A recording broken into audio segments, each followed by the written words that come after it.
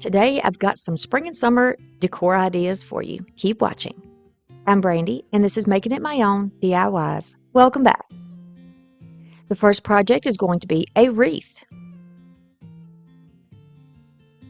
So these crafts were actually inspired by this ribbon that I found at Goodwill. I think it was last year. They have planting essentials on there. I've got a little watering can and a bucket, and then some tools, little gardening tools. We'll also be using a wreath base. This was thrifted. It has been used before. It has a wire backing, so it's only really like half of a wreath. You can see the size there.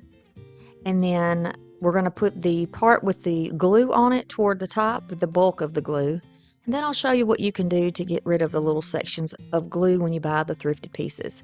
You're going to use some type of a tool, heating tool, and then carefully on low temperature so you don't make a fire, you're going to get right on top of that hot glue, and then you're just going to get like a wooden stick. It'll cling to that wooden stick, and you can pretty much push it through there or take it right off the wreath. Now we're going to put the area that's got a lot of glue on it to the top because we're going to have that covered up. I've got some dark brown paint. I'm going to put it down here on just a little scrap of cardboard, and then grab a little sponge brush, a little foam brush, and start putting that brown paint on here. I'm not using antiquing wax this time because maybe you don't have antiquing wax. Maybe you're a beginner. So we're going to use something that looks like it is maybe rusted, definitely dirty and aged. So a dark brown pretty much looks like soil, right? It ought to do the trick. And you can pounce this on as heavy as you like, as light as you like. Set it aside and let it dry. And then move on to the other tools. Going to put it all over, and when you do a little rake, you need to be sure that you get in between each of the little tines. And then we'll start working on the bucket. Now the bucket is already a different finish than the watering can. So I'm just going to try my best to kind of cover that up by dirtying it up and just smearing a light amount all over here. Just going to take that high shine down to make it look like it's been in the garden for a while, right? This is an experienced gardener maybe that has had these tools. And then for this galvanized look, I'm going to go back over it with brown too, just pouncing some little dots over there.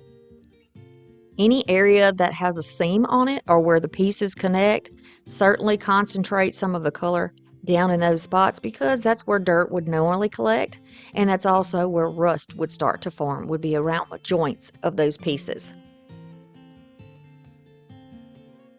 Be sure that you get under things and on the inside of handles as well. You don't have to get on the inside because we're going to do something a little different.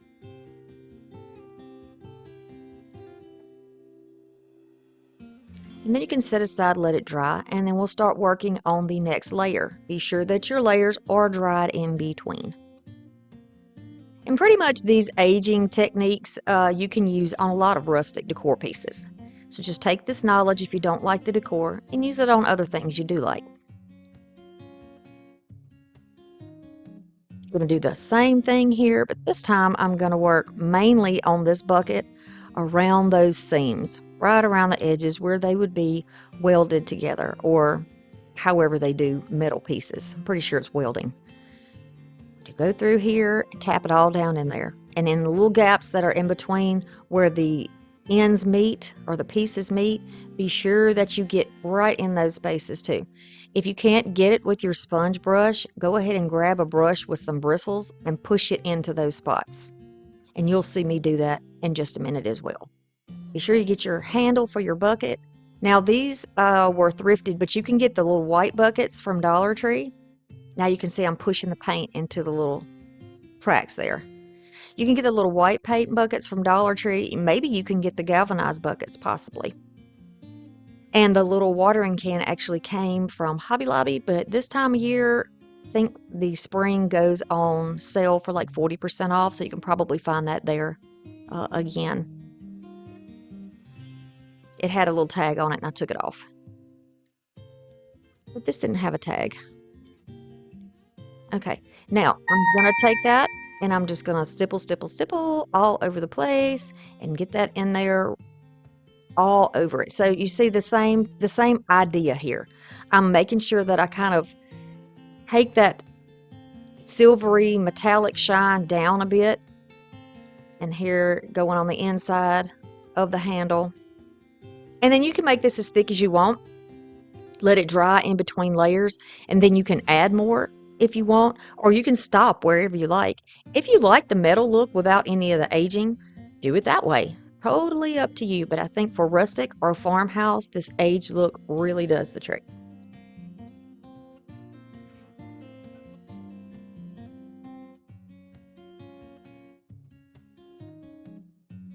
I'm going to take the brush and go back over this one too, pouncing, pouncing, and then be sure you get any of the metal pieces where they attach to the handle. And then all those little spaces that you couldn't get to with the sponge.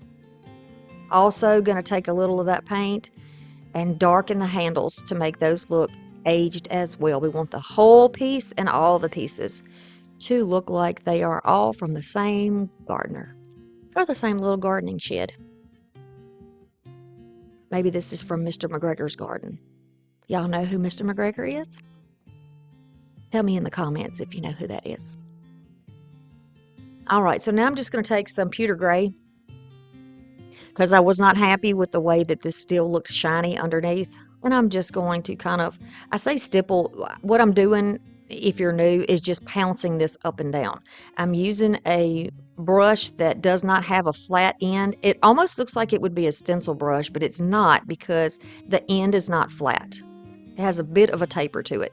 But it does really good for these projects, and to me that makes so much of a difference. I'll go back over and I'll just add some here so I can get the tone kind of evened out a little bit. But who knows? Maybe the watering can's older than the pail. Who knows? But you can see the inside of the watering can and the pail are still clean. So I'm going to take some decorative shred that comes from Dollar Tree, and I'm just going to put it on the inside of these buckets.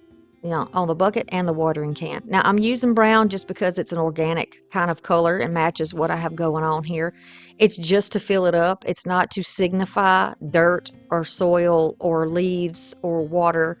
If you wanted it to look like water, though, I guess you could use some blue shreds in the pail, whatever you like to do here. And if you would prefer to just paint it on the inside, you can do that too. I like the idea of adding the paper shreds and the hot glue because it's going to give it a little more weight, because we're going to hang these down from the middle of the wreath, and I need it to have some weight to stay in place. Simple enough, right? So now let's work on the bow. And y'all, I fell in love with this bow.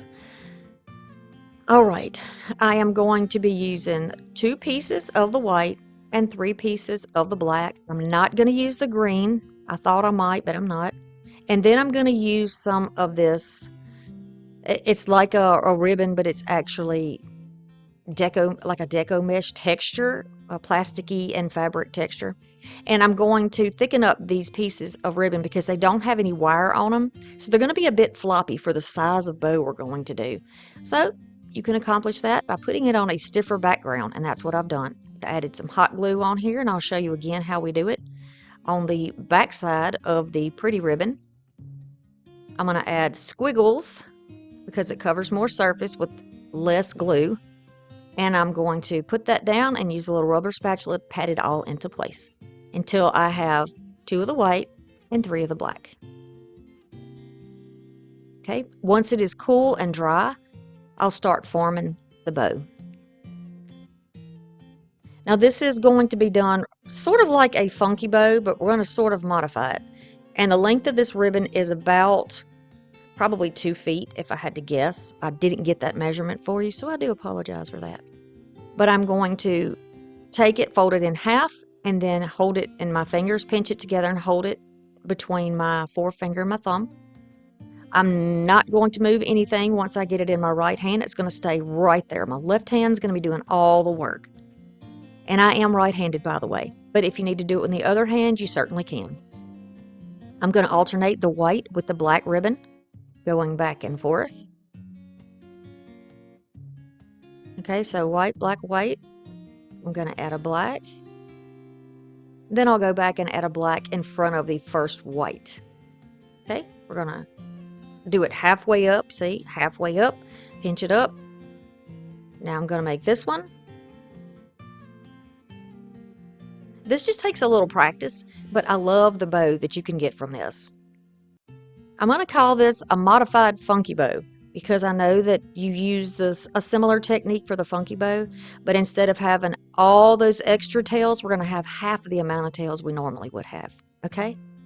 So now I've still got it in my hand. I have not let go of anything. I have not put anything down. I'm going to take a zip tie.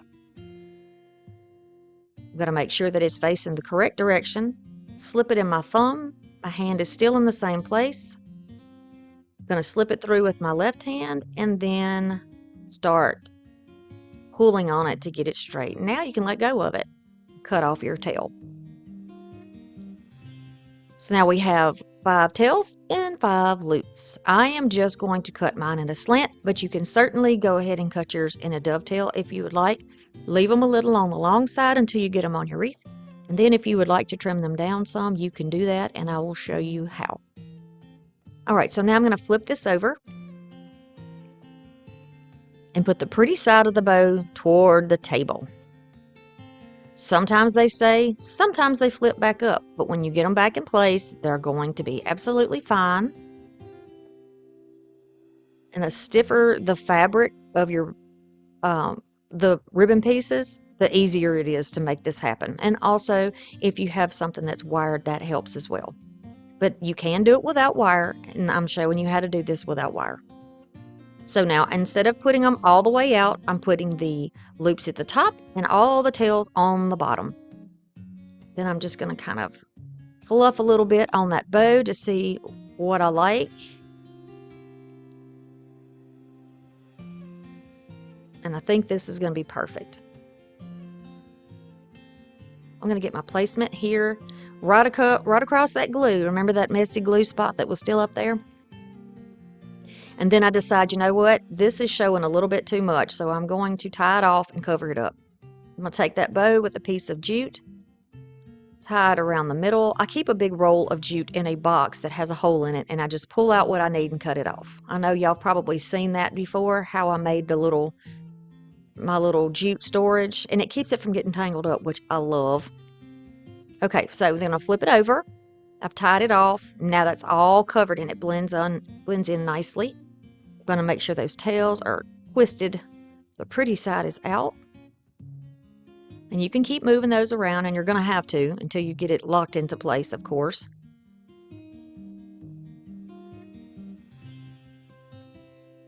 And that's going to look good up there. I like the proportion. I'm going to take a piece of floral wire and then use it like a bobby pin to go right across the top. Feed it through the back of that frame.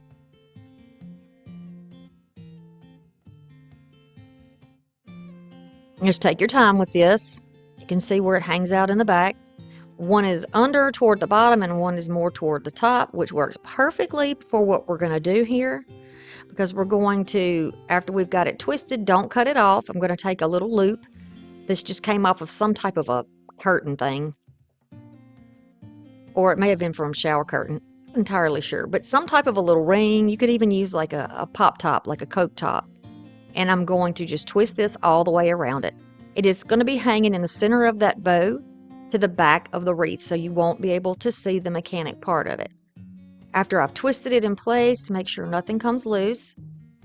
Now it's going to hold our ring and it's going to hold our bow in place. So this is how we are looking so far. Now we're going to take the watering can and the pail or the bucket and take a bit of the jute. And we're going to be attaching these by tying them in a few knots onto each one. Hey, come check out my new videos on Mondays and Thursdays at 6 p.m. I'll see you in the comments. It's easy enough to do those ties, just a couple of little ties so nothing comes loose. Then you can trim that off. And it should stay in place perfectly. This time I'm going to go around the handle up close to the watering can itself. because I want this to look like it is pouring out. That's why I said you might want to use blue or white or something to signify water if you wanted to do that. Totally up to you. Whatever your taste is, make it your own, right? That's what we do on this channel. We make it our own, and we do it in a way that we're not spending a ton of money so we can still have joy. Now I'm just going to string these pieces through here and adjust them. Before you tie the knot, you can adjust them. I'm going to put the bucket on the other side. Go right through that little ring that we tied on. And then when you get the placement you like, you can go ahead and tie that in a knot. And I like the idea that this looks like it's pouring into the bucket. It just naturally kind of fell that way, so I thought, hey, we're going to go with that. I like that. Now you can take those long tails and you can trim them up in any way that you like. I'm trying to make sure that since I have black, white, or black, white, black, that I have them spaced out on the wreath. And now I'm just going to take these tools, which I know I'm a little high, but I'll show you here in a minute what this is going to look like. This is how I want to place my tools on here, but you can put them anywhere on the wreath that you like. Grab a little more of your floral wire and attach this down to the wreath. The floral wire is going to really hold it tightly on there so nothing falls off. And then you can go back over it if you want to with a little bit of that jute, which is what I did, just to give it a nice look. That is certainly just my taste, and that is not something that you have to do. So I'm attaching it around the metal part of each one of these, and then up the handle, I'll also attach it here so nothing flops around and, falls off when you get it on your door. Now, I do recommend, since this is a flat back wreath, that you don't put this maybe on a screen door because it's not going to be pretty on that side. And in a window, it's not going to be beautiful on the other side. But you can put it on a wooden door or up against the wall and it'll be great. So now I'm going to take about 12 inches, 2 of the white and 2 of the black of that same fabric, and we're going to make a regular funky bow to go right on the bottom off to the side. So now for a regular funky bow, or just a funky bow, you're going to fold it completely in half like this, and then right in the center, squish it up. And again, I'm holding it in my hand like I did the other one. Cinch it in the center, push it together in your hand, hold it tightly. So black, white, and then black. So the bow has 5 loops, just like the one on top. Still in my hand, never letting go. I'm going to grab the zip tie, same process, wrap it around. Going to make sure my loops are even up there. And then I'm going to pull this tightly. You can cut off your excess and start making that little bow. Now, because we're using less fabric, we don't have to have anything to go underneath these pieces of ribbon. They're going to stand up fine because they're small, right? They're smaller and they can hold their form a little bit better than using the bigger. The bigger you get, the more floppy it gets. So if you do a small one, you can do it just like this. So if you do this wreath on a smaller scale, then you wouldn't even have to use that wiry looking deco mesh that's on the top. All right, so for this one, we're going to flip all the tails out, and then we'll have twice as many tails as we have tops or loops. And then you can decide if you want them going all in one direction or if you want to kind of splay them out underneath. Totally up to you how you do this bow, but typically it looks like an octopus where the head of the bow is all on the top and all of the tails are spread out underneath it. Does that make sense? You understand what I'm saying with that? I've done this particular type of bow about a quadrillion times on my channel, so you can definitely see these again in other videos. And the more you make these, the more you get used to doing them, and you'll stop doubting yourself so much, right? Okay, so now all the tails are underneath, and you can see the loops are on top. It's just a little off to the side, so you're not looking straight down at the bow, but that's exactly what I have. The tails are underneath, and all of those little loops are in the center. And then you can decide once you get it fluffed out how you like it, all the right direction. Then you can go ahead and cut these at a slant, or you can cut them at a dovetail, totally up to you. But since I did the others at a slant, I just wanted to keep up that same theme and just use little slants here. And it makes the cutest little bow. And I think it's a little more balanced this way too. So that white one was hanging down a little more than it needed to be. You don't have to have all your tails the same length, by the way. You can go ahead and leave some long, cut some short, pull some behind the bow if you want. It's up to you. Now I'm going to get my Gorilla Glue, my Gorilla Hot Glue, and I'm going to glue the sprinkler part of this watering can right to the inside of the pail. It's going to hold it together, and I think that looks so cute.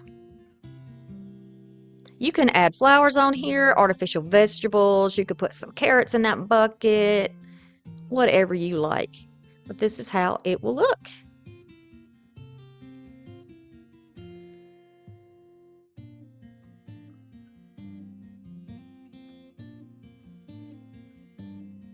You could also, this is sort of a thin vine wreath, but you could use a grapevine wreath on this if you wanted to. Think of all the different ways you could customize this to make it your own. And if you didn't want to use the vegetable garden theme, you could certainly use any floral ribbon to do this and just put some flowers in the middle. Make it your own. So the next project is going to be a daisy cup. All right, so this little cup I got at the thrift store. It's got a little stamp on the bottom. It says US and then some numbers, so perhaps military, not sure. This is a Dollar Tree bucket. I've got some little blocks of concrete that came out of little Dollar Tree birthday things. Gonna need foam. I've got some daisies and dandelions. Mine came from Temu, and so did the fern, but you can get anything, any floral you like from any place that you like. And then this is a fern pick. I've got some branches that I kept from other florals. They are thick. They're plastic on the outside and they're wire on the inside. That's the important thing. I've got some moss that we're going to be using as well, of course. And then I think y'all know what we're going to be doing here. It's almost going to be like the teacup and the saucer with the flowers pouring out. We are going to do this a little more rustic, a little more cottage, and we're going to have our cup of flowers spilling into the bucket. How about that? So that you can see the wire on the inside here. For all the ways that I could have attached this, I thought, you know what, we're going to give this tape a test. So this is some of that, I think it's called alien tape from Dollar Tree, but I've actually got this roll from Temu. You can get yours anywhere you want. It's like a gel consistency, and it's sticky on the front and the back. Comes on a roll, and you just peel one side off. It is very strong. I've used it in other projects, and I'm very happy with it. Plus, you don't have to have that dry time that you normally use. So I'm putting that on the inside and just pressing that into that gel part. I'm going to flood this really well with some Gorilla Hot Glue. And I'm going to sandwich this in between another piece of that tape going across it. So here's another piece. Cut it off. Then you peel off your backing. And then I'm going to put it across very carefully because the glue is still wet. Press it down into the other piece of tape on into the side of the cup. And let me tell you, I put this aside to let it dry, and it is very strong. Very, very strong. Now you're going to need a weight in the bottom, so that's why I'm showing you that you can use those pieces, but they're actually, it's like balloon weights that you peel the stuff off of, but I'm just going to use a piece of concrete in the bottom of mine because it fits a little better. I switched over to a green foam because it actually fits perfectly into these buckets from Dollar Tree, and the foam came from Dollar Tree. Then I'll take some more foam that I had from some packaging, cut it into little pieces, and fill in those spots tightly. And this way you don't have to glue that foam down because typically it's going to fall out anyway, and it will stay in place. I love that. I love that. You didn't even have to use glue and melt the foam and go through that whole process. So now I want to look at the size of my bigger stems, and I'm thinking, okay, let's go ahead and cut them down. At the time, I didn't really know what I was going to do with it. Here's that cup firmly attached, and I'm going to start playing around here with the placement in the bucket. What angle I want, how far into the bucket or over the bucket I want it to be. and I do decide to move it forward. So there's going to be some little tracks in here where I have moved it forward. And you want to be sure that when you do that and you keep making holes behind it, that it doesn't fall back into those holes. Because you know how foam is. It's not self-healing. It's going to, when you put weight on it, it's going to go back, slip back into that area, right? So I'm going to show you how you can remedy that. I'm just going to take the pieces I trimmed off, put a little hot glue in there, and put them right back in those holes. How about that? And now if it leans, it's going to lean back, not into the hole, but actually over the other part of the pick. I'm going to take another piece of that tape and I'm going to put just a slit halfway across. I'm going to wrap this around and press it into the foam. Now, I learned that trick as a nurse because when we do IVs, this is the way that we would do them. We would cut our tape this way, and it worked perfectly to hold everything in place. So I thought, let's apply it here and just give it a little extra something to hold it in place. I'm going to check my placement for the fern because I really want the fern in here. Now, like I said, I always like to try to make things my own. So rather than having a fork attach the cup or the saucer to the plate and then having little flowers only at the bottom, I thought, let's have our flowers actually maybe growing up into the cup or pouring out of the cup into a little gardeny looking area here. So that's what I'm doing. I'm going to get my placement for my fern because it's the biggest piece that goes in that bucket. Decide where it's going to be, and then I can go ahead and start decorating the cup. I'm using hot glue, again the Gorilla Glue, and then I'm going to use some moss on top until I get it as much in there as I like, mainly sitting toward the bottom of the cup is where I like it. Putting the moss down is going to give me something that I can glue the florals onto and know that it's going to stick better than it would if I just put it on that metal. And all I do is just cut down my pieces, cut the stem off and just poke it to the side. I'm going to be adding some greenery in the cup as well. And I'm going to pluck the fern out because it doesn't need to be right there right now. It's kind of in the way. And I'll start adding down pieces. Now, these little ferny looking pieces actually came off of the daisy pieces. I just pulled them off, so I'm just going to use them here. I like them. I think they're pretty, and they do look sort of like the fern. By stacking these together and putting them down this little branch, you are partly disguising the branch, but you're giving yourself more surface area to put your florals when you have those spilling out of the cup. And we want this cup to be running over, right? Have it runneth over. I'm just going to keep adding. I added some greenery to the back of the cup and just a couple more pieces here inside the cup to make it a little more balanced. These little bits of greenery came off of the dandelions already, so I just went ahead and used those. I'm going to spread it out a little bit. And then I'll add in my daisies. Here and there, wherever I want to put them. Remember the trick.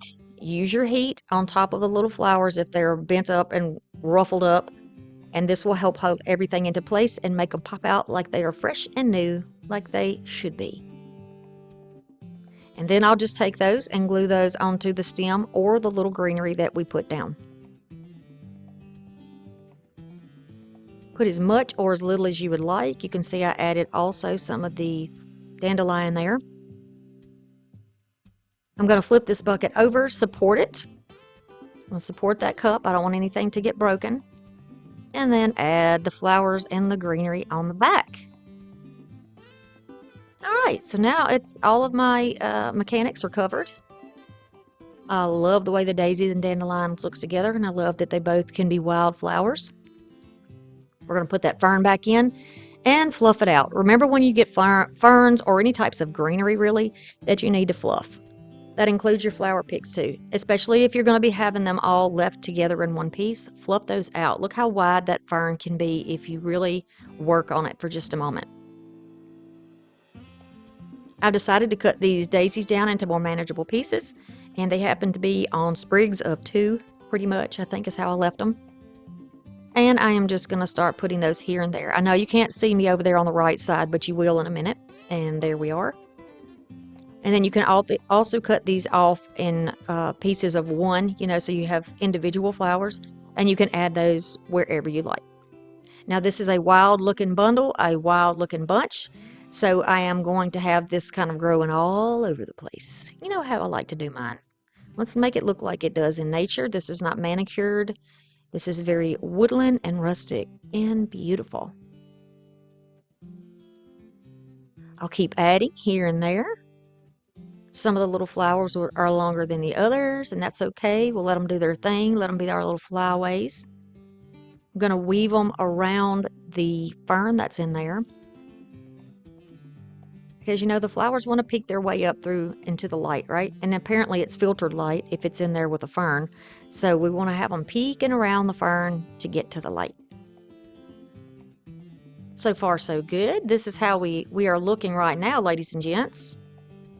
I'm liking it. I always like to look at all angles and around and try to remember to show you as I go. These are from Dollar Tree. There are a couple little picks that I had left, and I chose these other than the white picks that I thought I might put in there because it matched a little better. I mean, it looked like it belonged together, you know? So I'm just going to add those in there. There's only 3 of those. I'll space them out so they all get their moment in the sun.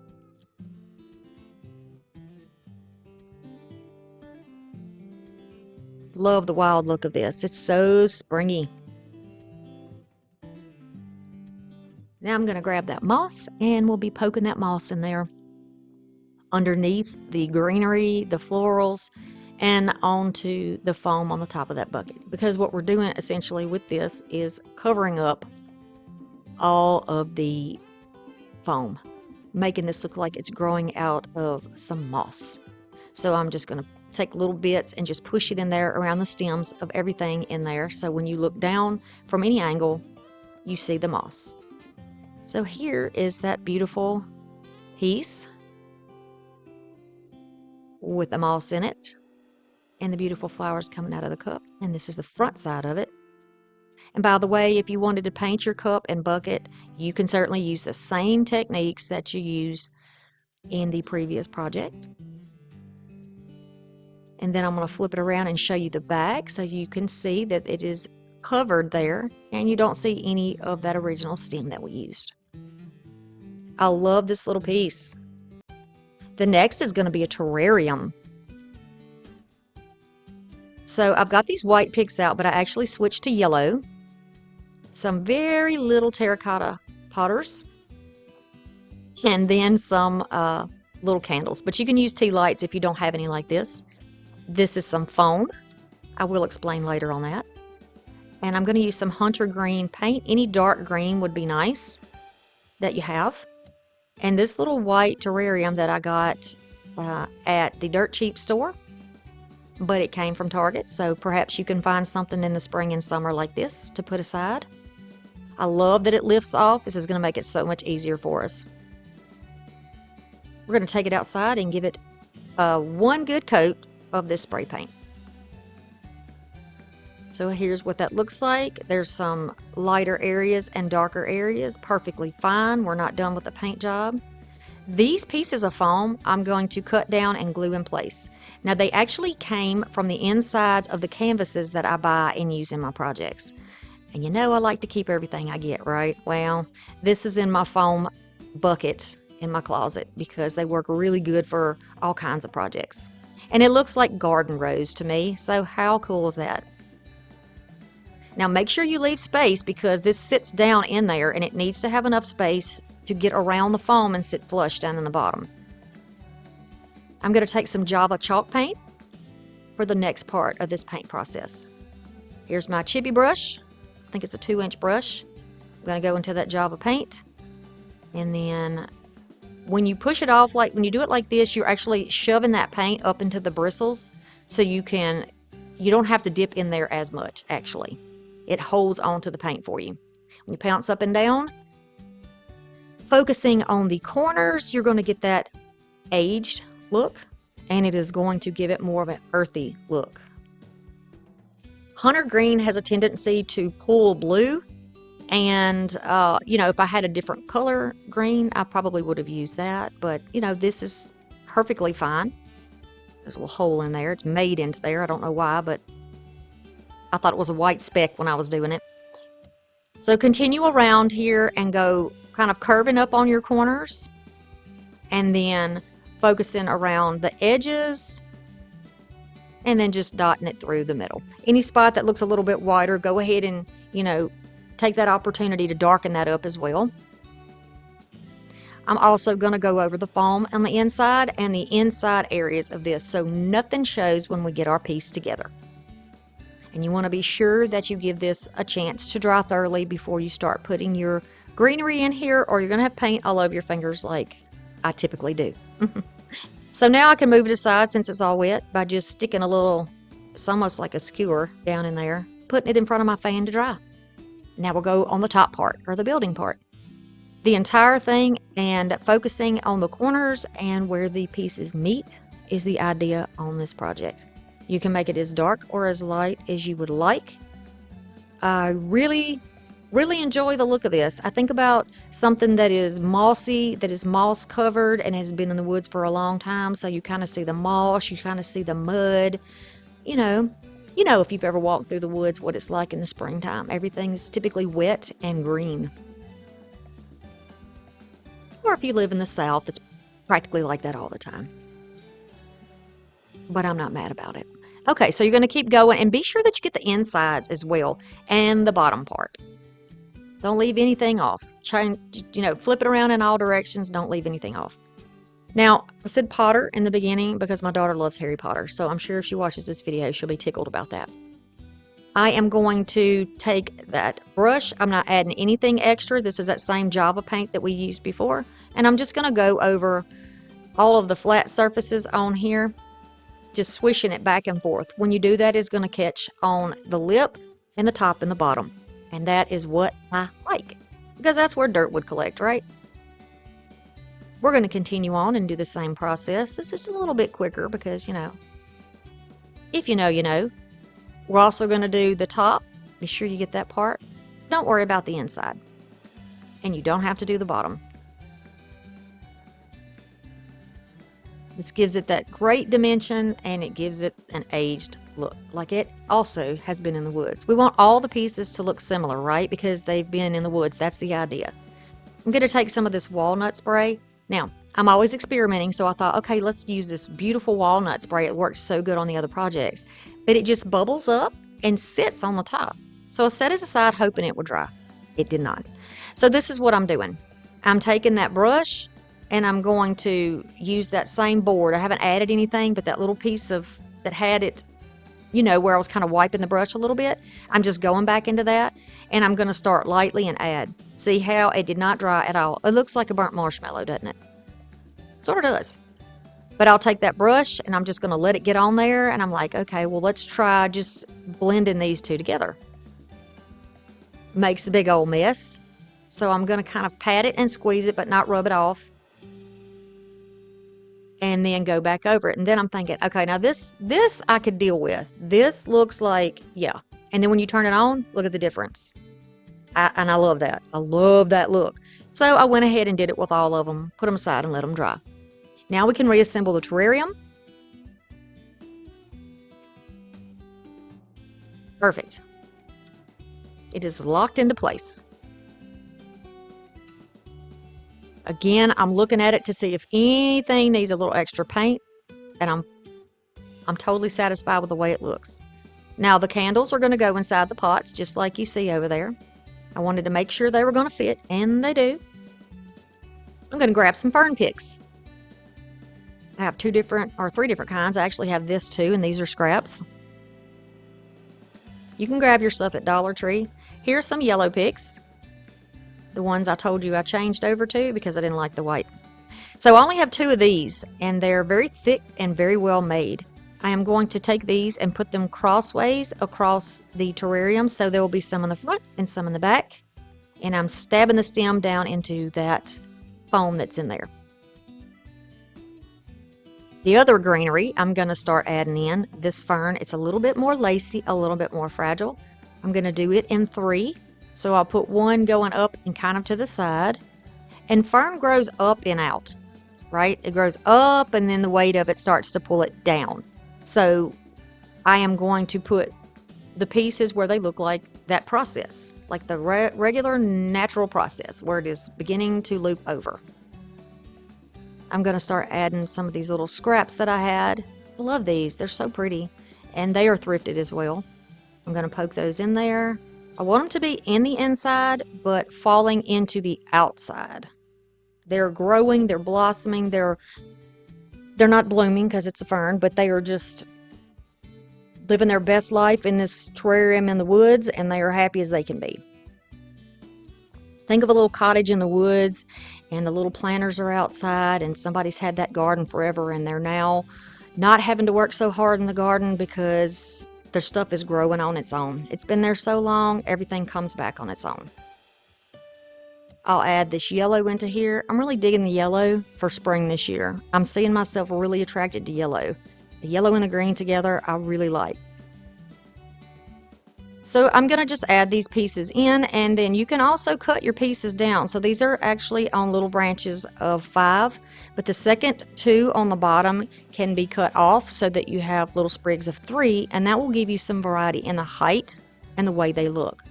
I'm putting the tall ones toward the back, and now because these are such good quality, I can go ahead and bend these up. I've got my placement, I know where I want things to go, and I can bend them up a little bit and get them out of the way. They can be repositioned later if they need to be. So I'm going to continue and add some sprigs here and there of greenery and of the little yellow pieces. I'm going to cut some greenery picks and bend them on the end like almost like a crowbar, and you use that to attach the pots down to the foam underneath. When I get them on there attached into the foam, I'm going to add glue on the inside to hold it in place and right underneath the edge of the bottom, and that will help hold it in place. Same here, I'm just bending that, putting it through the hole in the bottom. I don't need it that long, so I'm going to cut it off, and I'm going to place it down in here. Now some of these little pots I've got sort of at an angle. They're kind of bending forward, and then I have some, I think one that's standing straight up. Again, we want to give it that look like it's been there forever, like a hidden garden that's been there forever. Bend the end, put it through the hole, and you bend it so it doesn't come right off out of the hole, right? Because if you don't, then it's just going to come right off. And I want it to be secure in there because I love this little piece, and I'm going to be keeping it for a long time. Now I'll grab those 2 first pieces that we put in there, let them come out. You can glue anything in place that needs to be glued. I want this to look like it is coming out the top, so I put it there. And then I've got some more of that really small fern. It's very feathery looking, and I'm going to put that in more little sections on the bottom, in sections of 1, in the little clumps, whatever I have. And I'm just taking the little pieces that didn't have pins or sticks on them, and I'm making little stems out of where I cut off my dandelions from earlier. Dandelions, good grief. See the pots? Everything is looking lush, and I'm liking it. Got some pieces coming out, some straight up, some to the side. Yes. If you're enjoying the video, please consider subscribing to the channel and giving me a thumbs up. It helps me so much, and I am working toward a goal of 100,000 by October 31st, so I can qualify for a silver play button. If you would like to help me on that journey, I would so much appreciate it. I've worked really hard for it. All right, now we can turn those beautiful candles on, put them back in their pots, and check it out and see how it looks. I love this. It's so pretty. I'm going to look at it from all angles. Make sure it is flush and lush and beautiful. And this is how it is going to look. And of course, when the lights are off, it is really going to look beautiful. I love how flowy it is and how everything is coming to the outside. So pretty. So pretty. If you're enjoying the channel, there's another video right here in this rectangle I would love for you to watch on. Thanks for stopping by, and I'll see you soon. Bye.